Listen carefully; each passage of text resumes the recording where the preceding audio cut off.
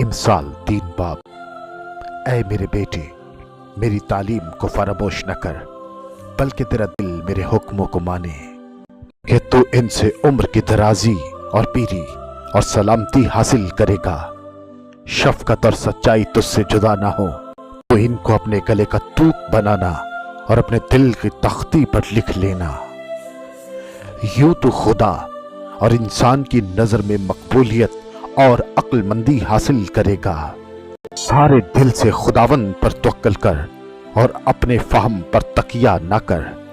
अपनी सब राहों में उसको पहचान और वो तेरी रहनुमाई करेगा। तू अपनी ही निगाह में दानिशमंद न बन, खुदावन से डर और बदी से किनारा कर। ये तेरी नाफ की सेहत और तेरी हड्डियों की ताजगी होगी। अपने माल से और अपनी सारी पैदावार के पहले फलों से खुदावन की ताजीम कर।